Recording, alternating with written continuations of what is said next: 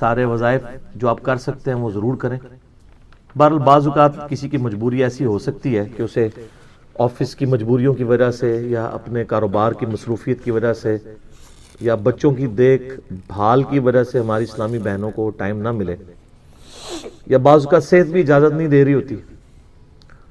تو سیم یہی سوال سیدنا علی بن ابی طالب رضی اللہ تعالیٰ عنہ علیہ السلام کی بڑی بہن تھی سیدہ ام ہانی سلام اللہ علیہا، جو نبی علیہ السلام کی کزن لگتی ہیں، مولا علی کی بڑی بہن ہے اور ایجڈ خاتون تھی، نبی علیہ السلام کی بہن ہی لگتی تھی، تو آپ ان کے پاس چلے جایا کرتے تھے. تو یہ حدیث سنن نسائی الکبریٰ کے اندر موجود ہے. ہم نے بلو کارڈ کے اندر اس حدیث کا ریفرنس بھی دیا ہوا ہے. پہلے میں ان کارڈز کے بارے میں آپ کو بتا دوں، یہ 2 کارڈز ہمارے ہیں جو ہم نے شروع میں جن کارڈز کو پرنٹ کیا تھا، جو آپ ڈاک میں منگوا بھی سکتے ہیں. ایک بلو کارڈ ہے اور ایک ہے گرین کارڈ. بلو کارڈ جو ہے وہ پیچھے سے مجھے دیں، یہاں تو نہیں رکھے ہوئے، 2 کارڈ دے دیں. بلو کارڈ جو ہے وہ صبح و شام کے اذکار ہیں، اور گرین کارڈ جو ہے وہ فرض نماز کے بعد کے اذکار ہیں. ان کے میں نے بڑی حکمت کے ساتھ کلر کوڈنگ کی ہوئی ہے. یہ بلو کارڈ ہے، یہ آپ کو پی ڈی ایف اس کا ahlsunnatpak.com سے آپ ڈاؤن لوڈ کر سکتے ہیں. ایپ بھی بنی ہوئی ہے، ہارڈ کاپی بھی ہماری اکیڈمی سے آپ منگوا سکتے ہیں. فون صبح 9 سے لے کے 5 بجے تک آن ہوتا ہے. +92 کے کوڈ کے ساتھ 3215900162 032159000162. بلو کارڈ میں حکمت ہے. آپ بتا، بلو کارڈ دنیا کا ایک بلو کارڈ ہے، وہ ہے یو کے میں ورک پرمٹ کو بلو کارڈ کہتے ہیں. یہ آخرت کا بلو کارڈ ہے، صبح شام کے سنت اذکار اکثر بخاری مسلم سے. دوسرا کارڈ ہے یہ گرین کارڈ،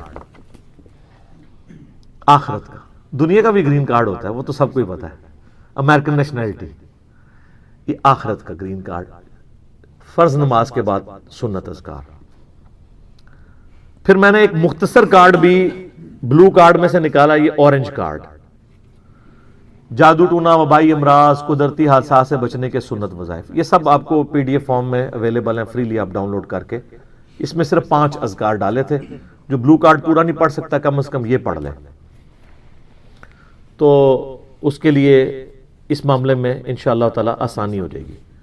تو یہ تینوں کارڈ جو ہے نا جی، کوشش تو کریں کہ یہ کارڈ روزانہ آپ لوگ پڑھیں، آپ کے لیے بینیفیشری ہوں گے انشاءاللہ تعالی. بل سنن نسائی الکبریٰ کی طرف آئیں، وہ جو حدیث میں بیان کر رہا ہوں. ترمذی میں بھی روایت موجود ہے، لیکن ترمذی والی روایت جو ہے نا کمزور ہے. صحیح سند اس کی سنن نسائی الکبریٰ کے اندر ہے. ہمارے بلو کارڈ میں 19 نمبر کے اوپر یہ وظیفہ ہے. انٹرنیشنل نمبر کے مطابق 10680 10680 نمبر حدیث ہے. سیدہ ام ہانی کہتی ہیں یا رسول اللہ میں بوڑھی ہو گئی ہوں، لمبے وظیفے مجھ سے کوئی نہیں ہوتے، مجھے کوئی ایک وظیفہ ایسا بتا دیں جو میں کر لوں میرے لیے کفایت کرے.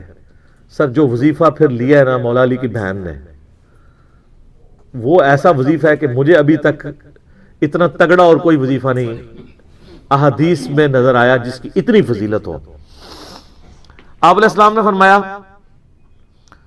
100 دفعہ روزانہ سبحان اللہ پڑھ لیا کرو، تمہیں 100 غلام آزاد کرنے کا ثواب ملے گا. سر روزہ اگر آپ توڑ بیٹھیں تو ایک غلام آزاد کرنا پڑتا ہے، تو 100 روزوں سے بھی کے برابر یہ آپ سمجھ لیں. 100 دفعہ الحمدللہ پڑھ لیا کرو، تمہیں 100 گھوڑے اللہ کی راہ میں جہاد کے لیے بھیجنے کا ثواب ملے گا. 100 دفعہ اللہ اکبر پڑھ لیا کرو، تمہیں 100 اونٹ اللہ کی راہ میں بھیجنے کا، قربان کرنے کا، نہر کرنے کا ثواب ملے گا. 100 اونٹ، سر ایک اونٹ کی قیمت آلموسٹ 2-2.5 لاکھ روپے، کروڑوں روپے کا وظیفہ ہے جی. یہ ملینز آف ڈالرز کا یہ وظیفہ ہے فری میں. اور 100 دفعہ لا الہ الا اللہ پڑھ لیا کرو، یہ زمین و آسمان کے درمیان جتنا فاصلہ ہے اس کو ثواب سے بھر دے گا. سر لا الہ الا اللہ کے پھر برابری کون کر سکتا ہے؟ وہ حدیث بطاقہ ہے نا، کاغذ کے پرزے والی حدیث جامع ترمذی میں، کہ ایک شخص کے 99 دفاتر گناہوں کے کھولے جائیں گے اور نامہ مال تل رہا ہوگا تو اللہ تعالیٰ فرمائے گا میں کسی کے ساتھ ناانصافی نہیں کرتا. دوسری طرف ایک کاغذ کا ٹکڑا ڈالا جائے گا جس پہ لا الہ الا اللہ لکھا ہوگا. وہ شخص کہے گا یہ ایک ٹکڑا کیا کر سکتا ہے، بس وہ رکھنے کی دیر ہوگی وہ پڑھنا بھاری ہو جائے گا. اللہ کے نام سے تو وزنی کوئی چیز نہیں ہو سکتی. اسے کہتے ہیں کاغذ کے پرزے والی حدیث. اس کے لیے جنت کا حکم ہو جائے گا. لا الہ الا اللہ کا مقابلہ نہیں ہے. تو یہ 4 وظیفے ہیں، سبحان اللہ، الحمدللہ، اللہ اکبر، لا الہ الا اللہ. یہ اتنا محبوب وظیفہ ہے کہ جو سنن ابی داؤد میں، جامع ترمذی میں صلاۃ و تسبیح والی حدیث ہے، اس میں 300 دفعہ کون سے کلمات پڑھے جاتے ہیں؟ یہی سبحان اللہ والحمدللہ ولا الہ الا اللہ واللہ اکبر. بس اتنا ہی پڑھنا ہوتا ہے. یہ ولا حول ولا قوت الا باللہ کی حدیثیں الگ سے ہیں، لیکن صلاۃ و تسبیح میں اتنا ہی پڑھنا ہوتا ہے، 4 کلمات. حتیٰ کہ صحیح مسلم میں حدیث ہے، نبی علیہ السلام نے فرمایا یہ 4 کلمات مجھے ہر اس چیز سے بڑھ کر محبوب ہیں جن پہ سورج طلوع ہوتا ہے. یعنی دنیا اور جو کچھ دنیا کے اندر ہے اس سے بڑھ کر مجھے یہ چیز محبوب ہے کہ میں یہ 4 کلمات کہہ لوں، سبحان اللہ والحمدللہ ولا الہ الا اللہ واللہ اکبر. اور صحیح مسلم کی ایک اور حدیث ہے کہ نبی علیہ السلام نے فرمایا اللہ تعالیٰ کو اس سے بڑھ کر کوئی اور کلمات محبوب نہیں ہے. اور یہ حصہ بخاری میں بھی ہے اس کا، اور اس میں اللہ تعالیٰ کی طرف سے کوئی پابندی نہیں ہے، تم ان کی ترتیب بھی بدل سکتے ہو. یعنی سبحان اللہ کے بعد آپ اللہ اکبر پڑھ لیں، پھر لا الہ الا اللہ، کوئی فرق نہیں ہے. یہ ایک اوپن چیز ہے. آپ یوں بھی کر سکتے ہیں کہ پہلے 100 دفعہ پڑھ لیں سبحان اللہ سبحان اللہ سبحان اللہ، الحمدللہ الحمدللہ الحمدللہ، اللہ اکبر، کیونکہ را کو پھر لام سے ملائیں گے، اللہ اکبر اللہ اکبر اللہ اکبر، لا الہ الا اللہ لا الہ الا اللہ لا الہ الا اللہ. اور یوں بھی پڑھ سکتے ہیں، وہ زیادہ بہتر ہے، سبحان اللہ والحمدللہ ولا الہ الا اللہ واللہ اکبر. کیونکہ اکبر پہ وقف کریں گے، ورنہ یہ سبحان اللہ تو الحمدللہ ہی پڑھ نہیں سکتے آپ، کیونکہ الحمدللہ الحمدللہ بنے گا کانٹینیوس، جیسے اللہ اکبر اللہ اکبر اللہ اکبر بنتا ہے. تو وقف کرنا پڑے گا سوائے سبحان اللہ کے. سبحان اللہ یہ تو پڑھ سکتے ہیں، لیکن الحمدللہ کو الحمدللہ الحمدللہ وقف کرنا پڑے گا. اللہ اکبر اگر ملائیں گے تو اللہ اکبر اللہ اکبر، را کو لام سے، تو اس کی بجائے اتنی مشکل میں نہ پڑھیں، سبحان اللہ والحمدللہ ولا الہ الا اللہ واللہ اکبر. ایک تسبیح پڑھ لے، 4 وظیفے 100 دفعہ ہو جائیں گے، کیونکہ نبی علیہ السلام نے اجازت دے دی ہے نا، آگے پیچھے دائیں بائیں کچھ بھی کر سکتے ہو. اور یہ ترتیب تو صلاۃ و تسبیح میں موجود ہے. نبی علیہ السلام نے کلمات پڑھے بھی ہیں. آپ کو پتہ ہے تبلیغی جماعت والے 3 وظیفے بتاتے ہیں، ویسے بڑی سمجھداری سے ہی کسی نے وہ ڈیوائس کیے ہوئے ہیں. 100 دفعہ وہ یہ بتاتے ہیں سبحان اللہ والحمدللہ ولا الہ الا اللہ واللہ اکبر. وہ ساتھ وہ بتاتے ہیں ولا حول ولا قوت الا باللہ، وہ بھی پڑھ سکتے ہیں. وہ بھی صحیح بخاری میں رات کو اٹھتے وقت کی دعا ہے. ہل علی العظیم تک بھی پڑھ سکتے ہیں، وہ ابن ماجہ میں موجود ہے. میرا ایک یوٹیوب پہ کلپ ہے 6 کلموں کا ثبوت، تو میں نے بتایا 4 کلمے ثابت ہیں، 2 مولویوں کے لکھے ہوئے ہیں، آخری والے جو ہیں. تو بلکہ وہ میرا بیٹا تو وہ اس کے وہ کورس میں آیا تو اس نے وہ 2 یاد ہی نہیں کیے، تو اس کو ماں کہہ رہی یاد کرو، کہتی وہ کہتا ثابت ہی نہیں ہے تو کیوں ساری یاد کرتے. ہم ریکویسٹ کریں گے، ہمارے پاس بھی وہ کورس اسلامیات کا جو ہے نا اس کو ریویو کرنے کے لیے بھیجا ہوا ہے ہماری اکیڈمی میں انہوں نے، تو ہم اس میں ان کو ریکویسٹ کریں گے کہ یہ آخری 2 کلمے نکال دیں، پہلے 4 کلمے ثابت ہیں. وہ تو ثابت ہی نہیں ہے تو خام خواہ لوگوں کو آپ رٹا رہے ہیں. الٹا جن لوگوں کی شادی ہونے والی ہوتی ہے وہ بیچارے ٹینشن میں پڑے ہوتے ہیں 6 کلمے یاد کرنے کے، حالانکہ کلمے کے ساتھ تو کوئی تعلق ہی نہیں اس کے. تو یہ جو صلاۃ و تسبیح کے اندر بھی پڑھا جاتا ہے، لیکن اس میں لا حول ولا قوت الا باللہ نہیں. وہ تو لادہ سے بخاری مسلم میں حدیث ہے کہ جنت کے خزانوں میں سے ایک خزانہ ہے لا حول ولا قوت الا باللہ. تو آپ پڑھنا چاہتے ہیں ضرور پڑھیں. اس میں وظیفے کے طور پہ آپ پوری تسبیح اس کی پڑھ لیں بے شک.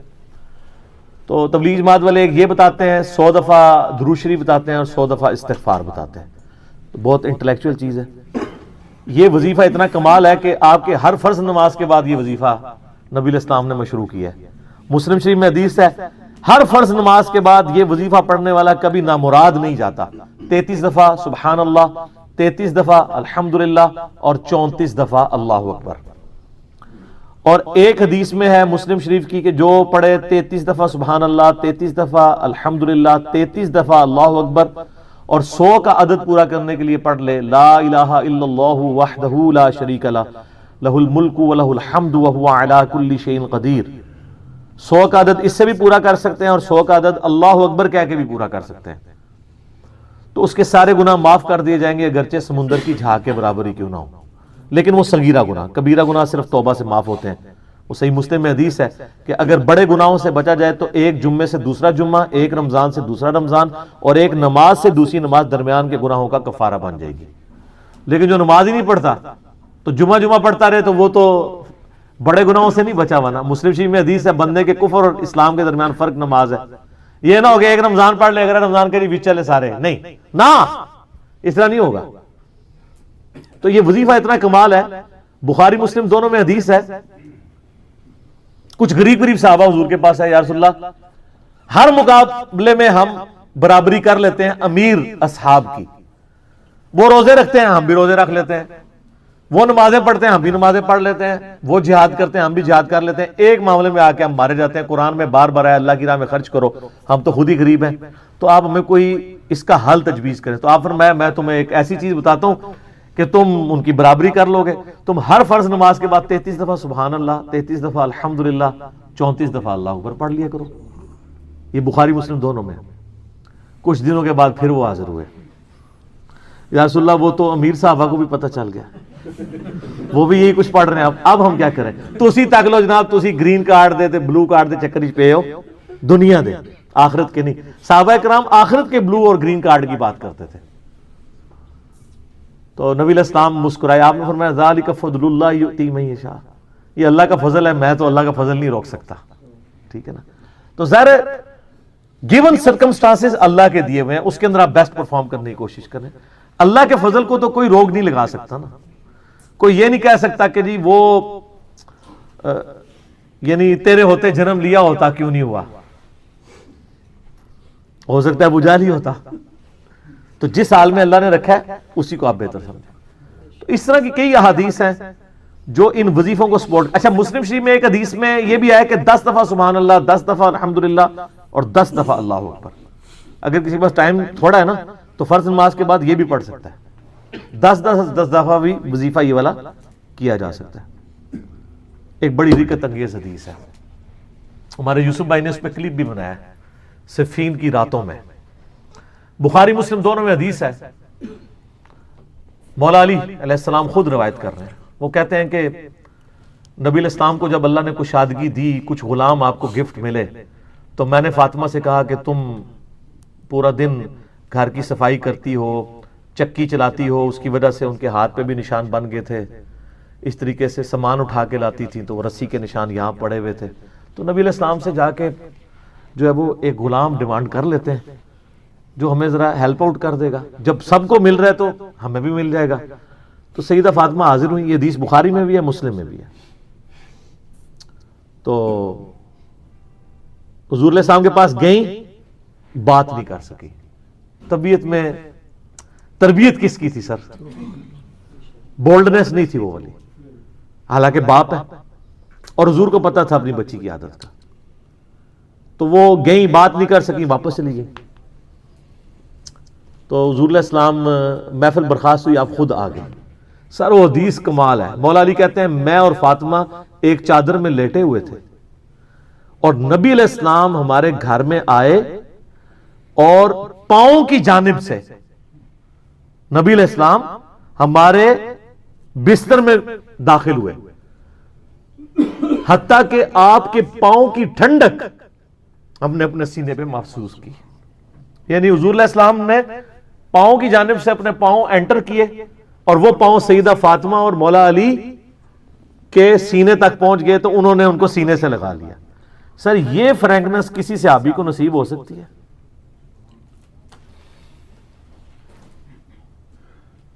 تو آپ نے فرمایا وہ فاطمہ تم آئی تھی، کوئی کام تھا؟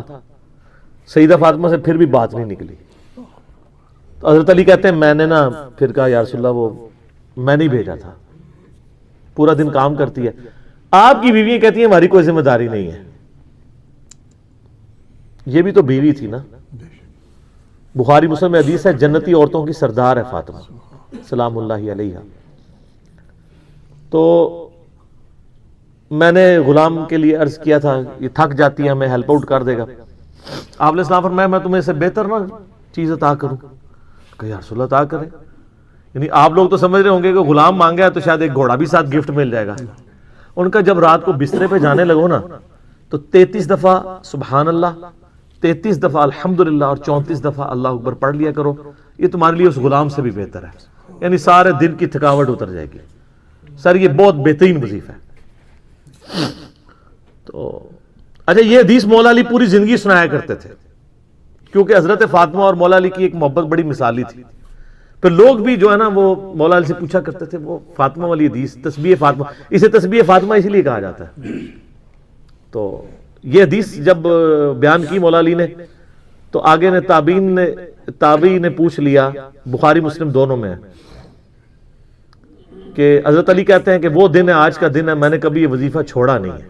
سر استقامت تو خود مل جاتی ہے جس کے بسترے میں جا کے نبی علیہ السلام وظیفہ سکھا رہے ہوں تو وہ پوری زندگی اس واقعے کو کبھی بھول سکتا ہے کہ مجھے خود آ کے میرے بسترے میں آ کے اور حتیٰ کہ آپ کے قدم مبارک میرے سینے سے لگے تھے اس حال میں حضور نے مجھے یہ تحفہ دیا ہے, وہ تحفہ کوئی بھلا سکتا ہے؟ تو تابعی نے کہا کہ مولا علی سے کہا کہ کیا جنگ صفین کی راتوں میں بھی آپ یہ وظیفہ پڑھا کرتے تھے جب مسلمانوں پہ اتنا مشکل وقت تھا, آپ میدان جنگ میں تھے. آپ دیکھیں 30 سال کے بعد مولا علی کو تلوار دوبارہ اٹھانا پڑی اسلامی نظام کو بچانے کے لیے. تو مولا نے کہا ہاں صفین کی راتوں میں بھی میں نے کبھی یہ وظیفہ نہیں چھوڑا. تو اس پہ وہ کلپ بنایا تھا صفین کی راتوں میں. یہ اتنا کمال کا وظیفہ ہے. اللہ تعالیٰ ہمیں اس وظیفے پہ استقامت دے اور کچھ نہ کر سکیں یہ ضرور کیا کریں. بخاری مسلم میں حدیث ہے, عائشہ کہتی ہیں نبی علیہ السلام نے فرمایا کہ اللہ تعالیٰ کو سب سے بڑھ کر محبوب عمل وہ ہے جو مستقل مزاجی سے کیا جائے خواہ تھوڑا ہی کیوں نہ ہو, بنسبت اس عمل کے جو بہت زیادہ ہو لیکن مستقل مزاجی سے نہ ہو. ایک بندہ ایک دن 1000 دفعہ سبحان اللہ پڑھتا ہے, اگلے دن 10 دفعہ پڑھتا ہے, اس سے بہتر روزانہ ہی 10 دفعہ پڑھ لے. تو یہ وظیفہ 100 دفعہ پڑھنے کے لیے کوئی زیادہ ٹائم ریکوائرڈ نہیں ہوتا. آپ روٹین میں ہیں, آپ پاس دونوں آپشن ہیں, الگ الگ کر کے پڑھ لیں تب بھی ٹھیک ہے, ایک ہی دفعہ میں پڑھ لیں سبحان اللہ والحمدللہ ولا الہ الا اللہ واللہ اکبر تب بھی درست ہے. اور فرض نماز کے بعد تو اور کوئی وظیفہ, ایک آیت الکرسی والا وظیفہ اور یہ تسبیح فاطمہ والا وظیفہ اور تکبیر بلند کرنا, استغفار پڑھنا, اللہم انت السلام منک السلام, سارے اذکار اس میں لکھے ہوئے. چند ایک وظائف تو ضرور پڑھیں اور اس میں یہ والا وظیفہ کبھی نہ چھوڑیں. یہ بہت ایکسٹراورڈنری وظیفہ ہے. مغرب کی اذانیں شروع ہو چکی ہیں, بقیہ سوالات انشاءاللہ اذان مغرب کے وقفے کے بعد انشاءاللہ. میں بھی اس بات کا ثابت تو قبر کے اندر جو اس سے سوال کیا وہ جو روح کا لوٹنا ہے وہ برزخی ہے, وہ دنیا میں نہیں آ رہی نہ اس کو کیمرہ لگا کے آبزرو کر سکتا. یہ بھی ذہن میں رکھیے گا, وہ آبزرو بھی نہیں کر سکتا, فرشتوں کو آبزرو نہیں کر سکتا. کیمرے یہ فزیکل ورلڈ کی چیزیں فزیکل انسٹرومنٹ سے آبزرو ہو سکتی ہیں, جو عالم برزخ کی چیزیں وہ آبزرو نہیں. پھر بخاری مسلم میں حدیث ہے نبی علیہ السلام نے فرمایا کہ قبر میں میرے بارے میں پوچھا جاتا ہے ما کنت تقول فی ھذا الرجل, اس مرد کے بارے میں تو کیا کہا. وہ کہتے ہیں حضور دکھائے جاتے ہیں نا. ابو داؤد میں الفاظ ہے الذی بعث فیکم, ہم اس مرد کی بات کر رہے ہیں جو تم میں مبعوث. تو وہ کہتا ہے ہوا محمد, وہ تو محمد تھے اللہ کے رسول. وہ تھرڈ پرسن کے سیغے میں خطاب کر رہا تھا, ورنہ تو وہ کہتا سیکنڈ پرسن میں کہتا ھذا محمد رسول اللہ, یہ اللہ کے رسول محمد ہے. کہتا وہ تو محمد رسول. تو میں نے کلپ لیا نا قبر میں 3 نہیں 4 سوال ہوا. ترمذی میں تو حدیث ہے من ربک ما دینک من نبی, تیرا رب کون, تیرا دین کیا, تیرا نبی کون. تو کدا مخلف, تو کہدا کھڑکے دا, تیری کیڑی مسیتی, تیرا کیڑا بابا, ایک اے زمین دے اوپر ہوتے ہیں, زمین دے اندر اللہ کا سکہ چلے. ادھر بھی تا ان کا چل رہا ہے کہ اللہ نے کھلی چھوٹی دی, مرنے کے بعد محمد رسول اللہ کا سکہ چلے, اللہ کا سکہ. ابو داؤد میں آتا ہے کہ جو مؤمن ہے نا وہ یہ کہتا ہے کہ ربی اللہ اور کہتا ہے دین الاسلام اور کہتا ہوا محمد رسول. تو چوتھا سوال پھر ہوتا ہے, 3 سوال ہے قبر کے, 4 سوال میں رہے. وہ فرشتے کہتے ہیں تجھے کیسے پتا چلا؟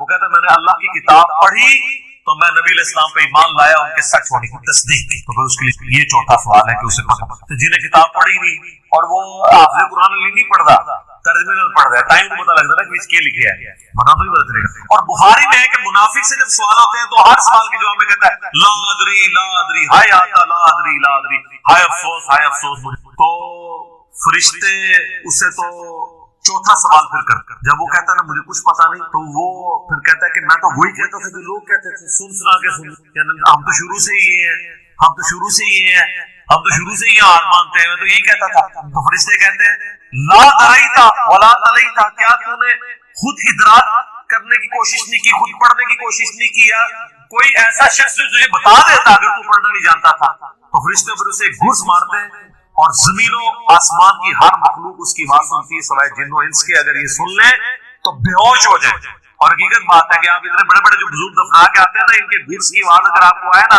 تو رحمت اللہ لے کے نہ چھوڑ دو. یہ شکر اللہ نے پردہ رکھا ہے, باہر آواز نہیں آتی ہے. تو یہاں پہ روح والا معاملہ ہے, لیکن وہ بھی اب روح کے ساتھ ساتھ آپ نے کتنے بزرگوں کو بیچ میں جو ہے وہ نکلوا دیا. لیکن یہ حقیقت ہے, یہ کتابوں کا دین ہے, یہ بابوں کا دین نہیں ہے. 10ویں حدیث یہ بھائیوں موسٹ ڈیٹیل حدیث ہے عذاب قبر کے حوالے سے. میں اسے ورڈ بائی ورڈ پڑھوں گا اوریجنل کتاب سے. سنن ابی داؤد میں 4753 ہے, مسند امام احمد میں جلد 4 صفحہ 287 پر 18557 ہے, اور المستدرک الحاکم میں 107 نمبر حدیث ہے, مشکات میں 1630 نمبر. اچھا یہ ابو داؤد کی جو اس کی روایت ہے اور مسند احمد کی, اس میں آمش مدلس سے وہاں سے روایت کر رہے ہیں. لیکن جو المستدرک الحاکم کی روایت ہے اس میں امام آمش نے اپنی سما کی تصریح کی ہے, اور انہوں نے کہا کہ میں نے حدیث سنی ہے, آپ سے روایت نہیں کی بلکہ انہوں نے حدثنا سے کی ہے. المستدرک الحاکم 107 نمبر حدیث میں وہ پڑھنے لگا ورڈ بائی ورڈ تاکہ اس کا سلو انداز جو ہے وہ آئے. برا بن عازب رضی اللہ تعالیٰ عنہ بیان کرتے ہیں کہ ہم رسول اللہ صلی اللہ علیہ وسلم کی مائیت میں ایک انصاری شخص کے جنازے میں شریک, ہم قبر تک پہنچ گئے, ابھی اس کی لحد تیار نہیں ہوئی تھی کہ رسول اللہ صلی اللہ علیہ وسلم ہمارے پاس بیٹھ گئے, ہم بھی آپ صلی اللہ علیہ وسلم کے گرد بیٹھ گئے, اس حال میں گویا ہمارے سروں پر پرندے ہیں, یعنی فل اٹینٹو ہو کر آپ صلی اللہ علیہ وسلم کے ساتھ. آپ کے مبارک ہاتھوں میں ایک لکڑی تھی جس سے آپ زمین برید رہے. آپ صلی اللہ علیہ وسلم نے سر مبارک پر اٹھایا اور فرمایا عذاب قبر سے اللہ کی پناہ طلب کیا کرو. آپ نے 3 بار یہ بات ارشاد کی. پھر آپ صلی اللہ علیہ وسلم نے ارشاد فرمایا بندہ مومن جب دنیا سے رابطہ توڑ کر آخرت کی طرف متوجہ ہوتا ہے, یعنی جب اس کی موت کا وقت آتا ہے, تو سورج کی طرح چمکتے دمکتے سفید چہروں والے فرشتے جنتی خوشبودار جنتی کفن لے کر اس کے پاس آتے ہیں, حتیٰ کہ وہ حد نظر تک اس کے سامنے بیٹھ جاتے ہیں. پھر ملک الموت تشریف لاتے ہیں, حتیٰ کہ وہ اس کے سر کے پاس بیٹھ جاتے ہیں. اچھا قرآن میں ملک الموت کا نام آیا ہے سورہ سجدہ کے اندر, احادیث کے اندر بھی, البتہ تورات میں اس کا نام اسرائیل بھی آیا ہے. اور ہمارے اہل سنت کے جو اولین مفسرین ہیں امام طبری رحمہ اللہ المتوفی 310 ہجری, انہوں نے بھی یہ ورڈ استعمال کیا ہے. لہذا موت کے فرشتے کو اسرائیل کہنا بھی جائز ہے ہمارے سلف کے. آج کے بعد وہ کہتے ہیں اسرائیل بھی ملک الموت ہی کہنا چاہیے, اسرائیل کا لفظ بھی صاف. پھر ملک الموت تشریف لاتے ہیں حتیٰ کہ اس کے سر کے پاس بیٹھ کر کہتے ہیں پاکیزہ روح اللہ کی مغفرت اور اس کی رضامندی کی طرف جا. وہ روح ایسے نکلتی ہے جیسے مشکیزے سے پانی کا قطرہ, بالکل غیر محفوظ طریقے سے اس کی روح نکالتی. اور جب ملک الموت اس کی روح نکالتے ہیں تو باقی فرشتے اسے آنکھ جھپکنے کے برابر بھی ملک الموت کے پاس نہیں رہنے دیتے, بلکہ اسے فوراً اس کے کفن اور اس خوشبو میں لپیٹ دیتے ہیں جو جنت سے لائی. پھر اس کی روح کو لے کر بلند ہوتے ہیں اور فرشتوں کی جس جماعت کے پاس سے وہ گزرتے ہیں تو فرشتے پوچھتے ہیں یہ کیسی خوشبو ہے, تو وہ اس کے دنیا کے ناموں میں سے بہترین نام لے کر بتاتے ہیں کہ یہ فلاں بن فلاں کی روح ہے, حتیٰ کہ وہ اسے آسمان دنیا تک لے پہنچتے ہیں اور اس کے لیے دروازے کھولنے کی اجازت طلب کرتے ہیں. تو جنت کے جو آسمانوں کے دروازے ہیں اس کے لیے کھول دیے جاتے ہیں. پھر ہر آسمان کے مقرب فرشتے اگلے آسمان تک اس پروٹوکول دیتے ہوئے اس روح کے ساتھ حتیٰ کہ اسے 7ویں آسمان تک پہنچا دیا جاتا ہے. تو اللہ تعالیٰ فرماتا ہے میرے بندے کا نام ہے اعمال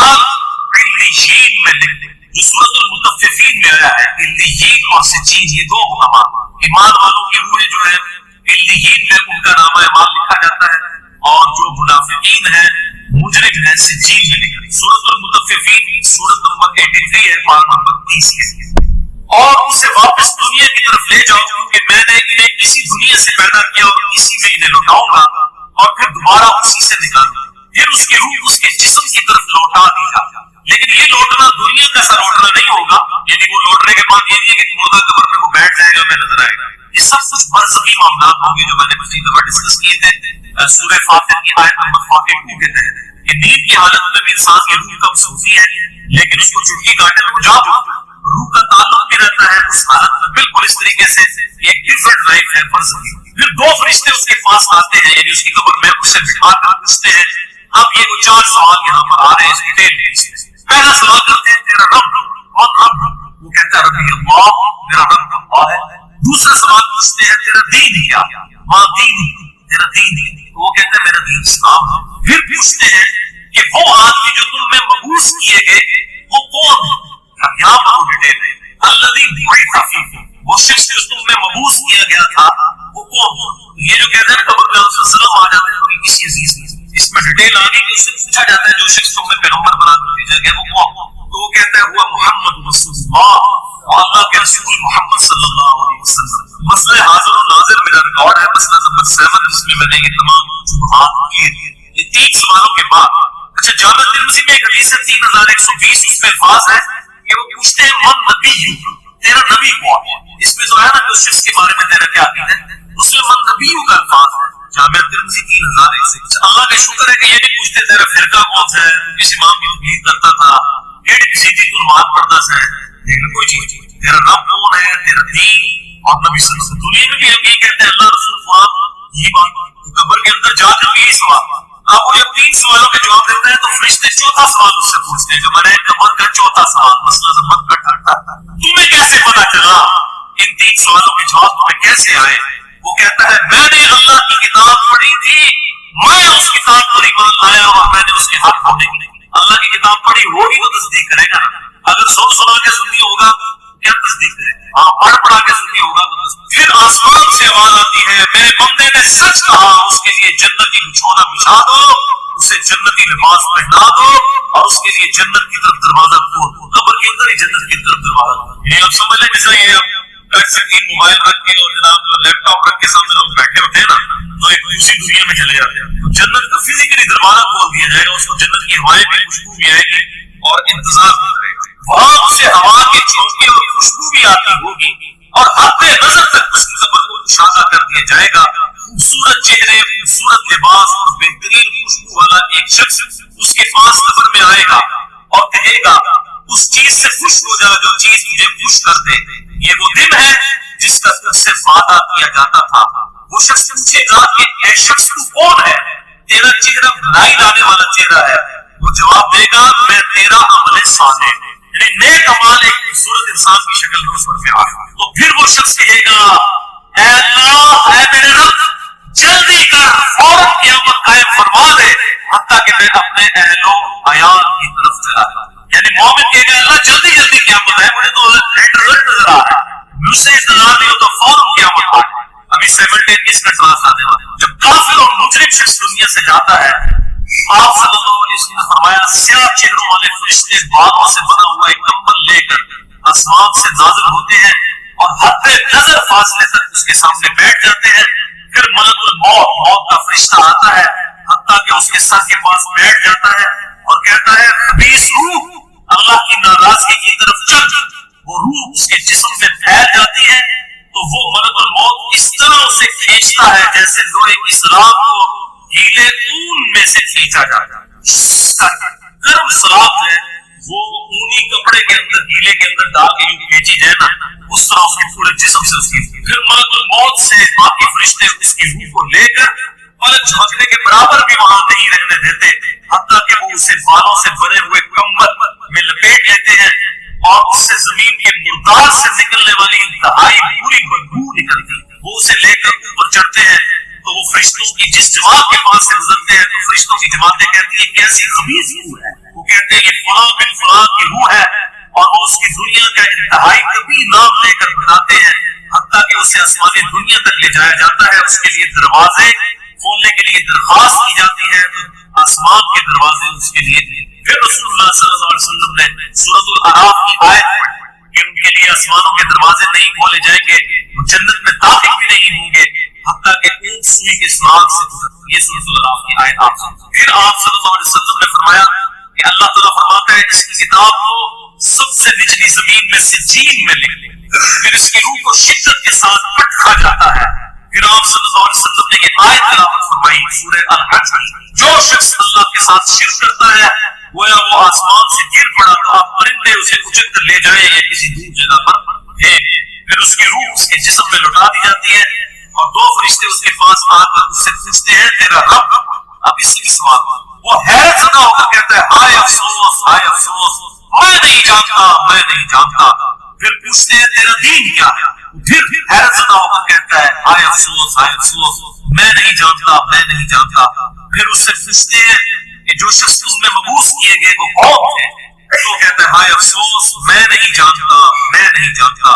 फिर आसमान से आवाज आती है इसने झूठ बोला, इसके लिए जहन्नम का बिछौना बिछा। और बुखारी में अल्फाज है 1374, इसके जवाब में फरिश्ते फिर उससे चौथा सवाल क्या करते हैं ला तलैता वला तलैता, और तूने खुद पढ़कर समझने की कोशिश क्यों नहीं की, या जो लोग समझे हुए लोग थे किताबों सुन्नत के मनहज पर चलने वाले लोग थे उनके साथ क्यों नहीं चला। अल्लाह ताला फरमाता है इसके लिए जहन्नमी बिछौना बिछा दो, जहन्नम की तरफ एक दरवाजा खोल दो, वहां से गर्मी और गर्म हवा उसकी कब्र में आती रहेगी। उसकी कब्र को इस कदर कम कर दिया जाएगा कि इसकी पसलियां एक दूसरे के अंदर दाखिल हो जाएगी और एक कबीह चेहरे वाला शख्स कभी लिबास में इंतहाई बदबूदार हालत में उसके पास आएगा और उसे कहेगा तुम्हें ऐसी चीजों की बिशारत हो जो तुम्हें गमज़दा कर दे, ये तेरा वो दिन है जिसका तुझसे वादा था। वो पूछेगा तू कौन है, तेरे चेहरे से तो खैर की तवक्को नजर नहीं आती। वो जवाब देगा मैं तेरा खबीस अमल, बात अमल के साथ ही है, सिर्फ कलमा पढ़ना काफी नहीं। फिर वो कहते हैं मेरे रब क़यामत कायम ना करना है, मेरे रब क़यामत कायम ना करना। मोमिन क्या कहता है क़यामत कायम कर रहे हैं। अब ये वो हदीस है वो जिस आयत को हल करती है जो किसी दफा एक भाई ने सवाल भी किया था। सूरह यासीन की आयत नंबर है 52, क़ालू या वैलना मन बअसना मिन मरक़दिना, यानी जब कब्रों से निकाला जाएगा मुजरिमों को कहेंगे हाय अफसोस हमें किसने हमारी कब्रों से बाहर निकाला। अल्लाह ताला क्या फरमाएगा हाज़ा मा वअदा अर्रहमान व सदक़ल मुरसलून, यही है वो जिसका वादा रहमान ने किया था और रसूलों ने सच्चा कहा। तो कहते हैं मुनकरीन अज़ाब कब्र कहते हैं वो इंसान को कहते हैं हमारी कब्रों से किसने उठा लिया, तो उस पे अज़ाब तो नहीं होता, अज़ाब तो हो रहा है। आप देखिए इस हदीस में क्या कह रहा है अल्लाह क़यामत कायम ना करना, यानी ये अज़ाब तो है क़यामत आई तो बड़ा अज़ाब भी मुझ पर आएगा। तो इसीलिए वो हैरत ज़दा होगा क़यामत वाले दिन क्या मेरे ऊपर अगली मुसीबत आ गई, अज़ाब की चौथी और फाइनल किस्त मेरे पर आने वाली। याद हदीस सुनन निसाई में 1834, मिशकात में 1629। अबू हुरैरा रज़ियल्लाहु ताला अन्हु कहते हैं आप सल्लल्लाहु अलैहि वसल्लम ने फरमाया जब मुमिन शख्स की मौत का वक्त आता है तो रहमत के फरिश्ते सफेद रेशम लेकर आते हैं और कहते हैं राजी होने वाली पसंदीदा रूह निकल, अल्लाह की राहत और रिज़्क की तरफ चल, रब तुझ पर नाराज नहीं। तो वो बेहतरीन कस्तूरी की खुशबू की तरह निकलती है हत्ता कि वो एक दूसरे से उसे लेकर इस तरह करते करते आसमान के दरवाजों तक पहुंच जाते हैं। तो वो कहते हैं जमीन से एक ऐसी पाकीज़ा खुशबू हमारे पास आई है, वो इसे मोमिनों की रूह के पास ले जाता है, यानी नेक आदमी की रूह को जो पहले मोमिन मर चुके उनकी रूहों के पास, तो उन्हें उसके आने पर उससे भी ज्यादा खुशी होती है। यानी मोमिन इंतजार कर रहे होते हैं, वेलकम करते हैं, जैसा कि तुम में से किसी को अपने बिछड़े हुए शख्स के मिलने पर खुशी होती है। तो वो ऑलरेडी जो मुर्दा रूहें वहां पर पहुंची होती है, जो मर चुके शख्स होते हैं उनकी रूहें, वो नई आने वाली रूह से पूछते हैं फलां का क्या हाल है, फलां का क्या हाल है। फिर वो कहते हैं इसे छोड़ दो क्योंकि ये अभी भी दुनिया के गम में मुब्तला होकर यहाँ पर आया है। तो मरने वाला शख्स कहता है कि तुम जिस शख्स के बारे में मुझसे पूछ रहे हो वो तो फौत हो चुका है, क्या तुम्हारे पास नहीं आया। वो कहते हैं इसे तो उसके ठिकाने हाविया यानी जहन्नुम में पहुंचा दिया गया है। और जब काफिर शख्स की मौत का वक्त आता है तो अज़ाब के फरिश्ते बालों का लिबास लेकर उसके पास आते हैं और उसे कहते हैं नाराज होने वाली नापसंदीदा रूह निकल, अल्लाह के अज़ाब की तरफ चल। वो मुर्दार की इंतहाई बदबू की सूरत में निकलती है हत्ता कि वो इसे जमीन के दरवाजे के पास ले आते हैं। तो वो कहते हैं ये कितनी बदबूदार है हत्ता कि इसे काफिरों की रूह के पास मिला दिया। अब देखें कि वो मोमिन पूछ लो उसने, अब मैं इसको ट्रांसलेट कर रहा हूँ, बुरा नहीं बनाना, वो मोमिन कहते हैं कि फलां शख्स का क्या हाल है, फलां मौलवी साहब, फलां हजरत साहब किधर है, वो कह रहा है वो तो जनाब करो ना मार बैठे तो आड़े को नहीं पहुंचे, और फरिश्ते से जनाब ऐसे नहीं आए थे, वो दोज़ख ही थे, देख ले, यानी वो इसलिए पूछ रहा है कि तू तो चल हम तक पहुंच गया, फलां भी एक दुनिया में बड़ा मशहूर नेक आदमी था, वो किधर गया, तभी तो एक्सपेक्ट कर रहे होते हैं ना कि उसको भी यहाँ पे आना चाहिए, तो उनको बताया जाता है कि भाई वो यहाँ पर नहीं, वो कहीं और। बारहवीं हदीस जामिया तिरमिज़ी में 1071 नंबर और मिशकात में 130 नंबर है। सैयदना अबू हुरैरा कहते हैं नबी सल्लल्लाहु अलैहि वसल्लम ने फरमाया जब मय्यत को दफन किया जाता है तो दो स्याह फाम नीली आंखों वाले फरिश्ते उसके पास आते हैं, उनमें से एक को मुनकर और दूसरे को नकीर कहा जाता है। स्याह फाम नीली आंखों वाले खतरनाक शक्ल के फरिश्ते मुनकर और नकीर, बस वो कहते हैं तुम इस शख्स के बारे में क्या कहा करते थे, यानी नबी सल्लल्लाहु अलैहि वसल्लम के बारे में सवाल होता है, तो वो कहते हैं वो अल्लाह के बंदे और उसके रसूल हैं, मैं गवाही देता हूँ कि अल्लाह के सिवा कोई माबूद नहीं और मोहम्मद सल्लल्लाहु अलैहि वसल्लम उसके बंदे और रसूल हैं। वो दोनों फरिश्ते कहते हैं हमें पता था तुम यही जवाब दोगे। फिर उसकी कमर को लंबाई और चौड़ाई में 70 हाथ इशारा कर दिया जाता है, ये 70 कहते हैं कसरत, हद नजर तक इशारा कर दिया जाता है। फिर उसके लिए इसमें रोशनी कर दी जाती है, फिर इसे कहा जाता है सो जा, वो कहता है मैं अपने घर वालों के पास वापस जाना चाहता हूँ ताकि उन्हें बताऊं कि मैं कामयाब हो गया, लेकिन वो कहते हैं कि तू दुल्हन की तरह सो जा जिसे उसके घर का अजीज तरीन फर्द ही आकर बेदार करता है, हत्ता कि अल्लाह ताला उसे उसकी ख्वाबगाह से क़यामत वाले दिन बेदार यानी उसे लटा दिया जाएगा, फिर उसको कैफियत वो जन्नत वाली तारी रहेगी, फिर अल्टीमेटली अल्लाह ताला उसे दोबारा से जिंदा करेगा। और अगर वो मुनाफिक हुआ तो वो कहेगा मैंने लोगों को एक बात कहते हुए सुना तो मैं भी वैसे ही कहा करता था, लेकिन मुझे नहीं पता, अल्लाह की गवाही नहीं दे सकेगा, रसूलुल्लाह सल्लल्लाहु अलैहि वसल्लम का इकरार नहीं कर, मैं कुछ नहीं जानता। वो फरिश्ते कहेंगे हमें पता था तुम यही कहोगे, बस जमीन से कहा जाता है इस पर तंग हो जा, वो इस पर तंग हो जाती है हत्ता कि उसकी हड्डियां और पसलियां एक तरफ की दूसरी तरफ आ जाए और उसे मुसलसल अजाब होता रहेगा हत्ता कि अल्लाह उसे ख्वाबगाह से दोबारा जिंदा करेगा, यानी क़यामत तक उस पर वो उस हालत में अजाब रहेगा, हमें नजर नहीं आएगा। जैसे सोया हुआ शख्स एक डरावना ख्वाब देखता है वो तकलीफ महसूस करता है, पास खड़ा शख्स। और सुनन दारमी में एक हदीस है सही सनद के साथ मिशकात 34 नंबर है कि आप सल्लल्लाहु अलैहि वसल्लम ने फरमाया 99 अजदहे उस पर 99 जो है खतरनाक डेंजरस किस्म के सांप उस पर मुसल्लत कर दिए जाते हैं जो क़यामत तक उसे डसते रहते हैं, और वो इतने खतरनाक अजदहे हैं आप सल्लल्लाहु अलैहि वसल्लम ने फरमाया कि अगर उनमें से कोई एक भी दुनिया पर अपने फुंकार फेंक दे तो दुनिया की जमीन कभी कब्जा ना होगा, ऐसा जहर है उनके ये भाइयों ज़ाबे कब्र कैमरे से नहीं देखा जा सकता, ये अल्लाह ताला ने पर्दा 13वीं हदीस जामिया तिरमिज़ी में 2308, सुनन माजा में 4267, मिशकात में 131। सैयदना उस्मान गनी रज़ियल्लाहु ताला को जब भी किसी कब्र के पास से गुजरते तो इतना रोते कि उनकी दाढ़ी तर हो जाया करती थी। साथियों ने पूछा हजरत जब दोज़ख का जिक्र करते हैं उस वक्त तो आपकी आंखों में आंसू नहीं आते, लेकिन कब्रिस्तान आकर आप ऐसी हालत क्यों तारी हो जाती है? तो सैयदना उस्मान ने फरमाया कि मैंने अपने महबूब सल्लल्लाहु अलैहि वसल्लम से सुना कि बेशक कब्र आखिरत की मंजिलों में से पहली मंजिल है, जो इसमें बच गया अगली मंजिलें उसके लिए आसान होती चली जाएंगी, और जिसे यहाँ पर मुश्किल दरपेश हुई उसकी अगली मंजिलें इससे भी मुश्किल हो जाएंगी। फिर आप सल्लल्लाहु अलैहि वसल्लम ने फरमाया मैंने कब्र से ज्यादा सख्त और बुरा मंजर कभी नहीं देखा। हम इस पे यही कहेंगे, पहले तो वही अर्ज करेंगे कि मरने से पहले ऐ मुसलमान कर ले इस पे गौर, किताबों का खुदा और है, बाबों का खुदा और ये तो एक लाइटर मूड में मैंने बात की।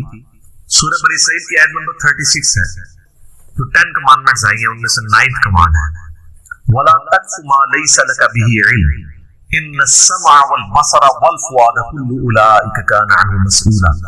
इंसान किसी चीज की पैरवी उस वक्त तक मत कर जब तक कि तुझे उसके बारे में डेफिनेट इल्म ना हासिल हो जाए। बेशक कान, आंखें और अक्ल, दिल या दिमाग कोई भी चीज इसके बारे में तुझसे पूछा जाएगा कि इन 3 इंस्ट्रूमेंट्स को इस्तेमाल करके तुमने हक बात तक पहुंचने की कोशिश क्यों नहीं की? तो मुझे बताइए क्या रिवील्ड नॉलेज में जो किताब और सुन्नत का इल्म है या एक्वायर्ड नॉलेज में कहीं ये बात मिलती है? ये वाली कहानी की रूहें वापस आ जाती हैं। ये तो हिंदुओं से मुस्तार लिया गया अकीदा है, उनके यहाँ ये आत्मा का एक कॉन्सेप्ट है कि जो बुरी आत्मा है वो भटकती रहती है और अच्छी आत्मा जो है वो पीस के अंदर चली जाती है। वो तो जनाब वो तो ये कहते हैं जल्जला भी आता है, गाय ने एक सींग के ऊपर उठाया हुआ है क्या नाम है जमीन को, और जब थक जाती दूसरे पे, तो ये सारी तवहमात है। काली बिल्ली रास्ता काट दे नौसत है, तवहमात है। जूती पे जूती चढ़ जाए सफर लिखा हुआ है, तवहमात में से है। कौवा घर की मुंडेर पे बोले तो कोई मेहमान आने का पेशखैम है, ये सब तवहमात है।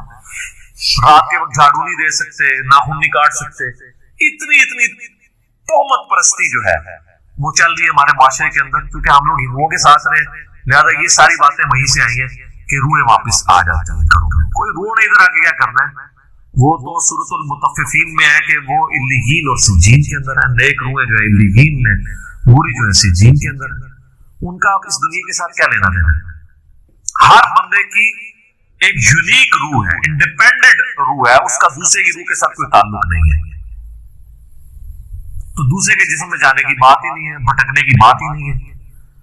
बेसिकली शयातीन है जो, अब क्योंकि शैतान जो जिन्नात के अंदर शैतान मौजूद है उनको तो हम लोग देख नहीं सकते, तो वो मुख्तलिफ किस्म की शक्लें धार के पब्लिकली आ जाते हैं सामने, तो लोग समझते हैं ये उसी बंदे की कोई रूह आ गई है वापस। इस तरीके से नहीं होता, ये बिल्कुल झूठी बात है, इस्लाम का इससे कोई ताल्लुक नहीं है। बाकी जुमरातें जो बेचते हैं वो रोटी रोजी उनकी चलने दें आप, जुमरातों की वजह से ही तो ये कीदा उन्होंने गढ़ा हुआ है। वैसे उनको भी आप जाके साइड पे करके पूछे ना कहीं लिखा है तो कहेंगे है कोई नहीं है, लेकिन इसाले सवाब के लिए हमें जुमरात दे दिया गया। तो ठीक है, मैयत की तरफ से सदका हो सकता है, मेरा तो इसके ऊपर लेक्चर रिकॉर्डेड है, मसला 74, मैयत की तरफ से सदका और खैरात का सवाब उसे मिलता है। सही मुस्लिम हदीस है कि मैयत को 3 अमाल का सवाब पहुंचता है। नंबर 1 इल्म की बात जो उसने अपनी जिंदगी में की, उसके मरने के बाद उसे सवाब मिलेगा, जैसे इमाम बुखारी इमाम मुस्लिम को मिल रहा है। दूसरा सदका जारिया, जो अपनी जिंदगी में कोई नेकी का काम किया उसके बाद भी जारी रहा, उसे सवाब मिलेगा। तीसरा नेक औलाद जो उसके लिए दुआ करती है। बल यहां पर मैं 3 वजीफे ऐसे बताऊंगा इंशाअल्लाह, जो टॉप ऑफ द लिस्ट 3 वज़ाइफ है मुसीबत और परेशानी में तकलीफ दूर करने के लिए, सुन्नत वज़ाइफ आप सल्लल्लाहु अलैहि वसल्लम की तरफ से तालीम फरमाए हुए।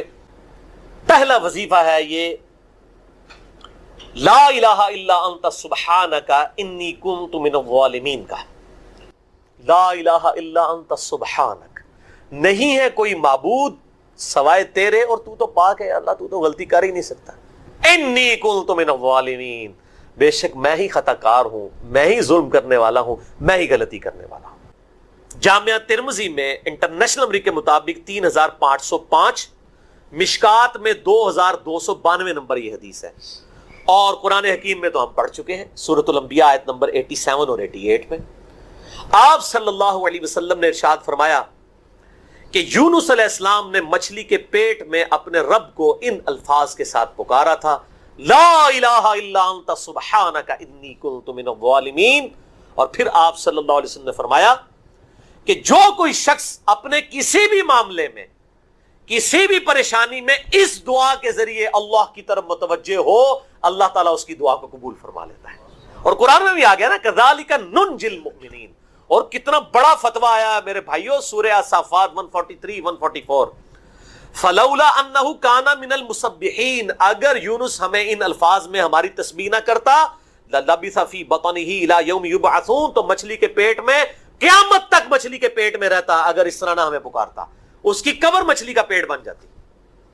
यानी ये इतना अताब, और वो दूर हो गया इस दुआ से, बहुत बड़े अस्माए आज़म में से है।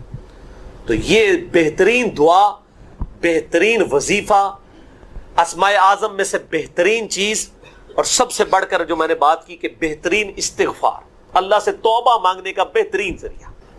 आप देखें अल्लाह ताला की क्वालिटी को किस तरीके से उन्होंने अपने लिए जो है वो जरिया बनाया निजात का।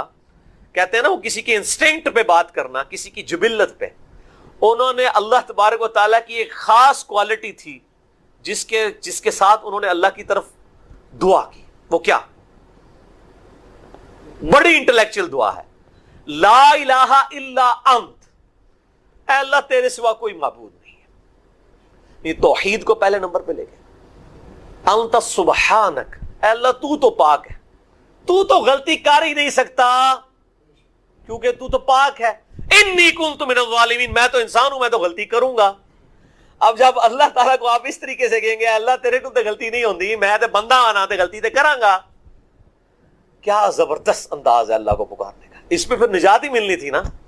اللہ تعالیٰ کی وہ کوالٹی انہوں نے ذکر کی ہے, اللہ میں تو بندہ ہوں نا تو غلطی کروں گا نا, تجھ سے تو غلطی نہیں ہونی, تو تو پاک ہے, غلطی تو میں نہیں کرنی ہے نا, تجھ سے تو ہو نہیں سکتی, جب میں کر بیٹھا ہوں تو معاف کر دینا.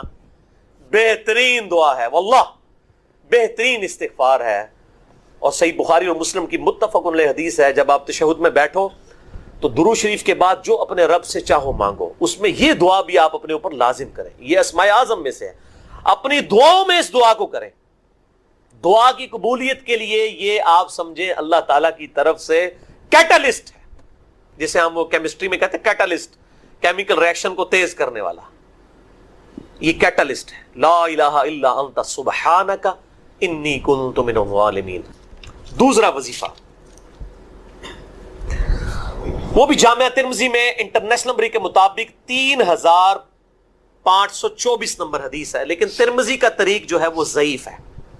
یہ میں پہلے بتا دوں, امام ترمذی نے ساتھ لکھا ہے یہ روایت کمزور ہے, لیکن ضروری نہیں ہوتی کہ روایت اگر ترمذی میں کمزور ہے تو کہیں اور وہ روایت صحیح نہیں موجود ہے. اس کی صحیح سند المستدرک للحاکم میں انٹرنیشنل نمبر کے مطابق 1862 نمبر موجود ہے, اور سنن نسائی الکبریٰ میں 10492 نمبر ہے, اور مشکات میں بھی 2454 نمبر حدیث ہے انٹرنیشنل نمبر کے مطابق. تو صحیح سند المستدرک للحاکم اور سنن نسائی الکبریٰ کے اندر موجود ہے.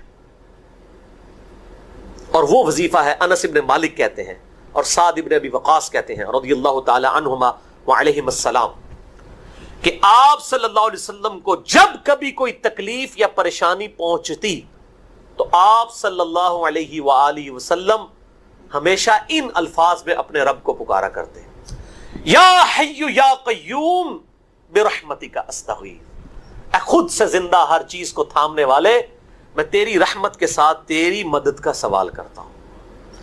استغیث بولیں گے نا الف کے ساتھ, حمزہ کے ساتھ, تو یہ سنگولر کا صیغہ ہوگا, اور اگر ہم بولیں گے نستغیث نون کے ساتھ تو یہ جمع کا صیغہ بن جائے گا.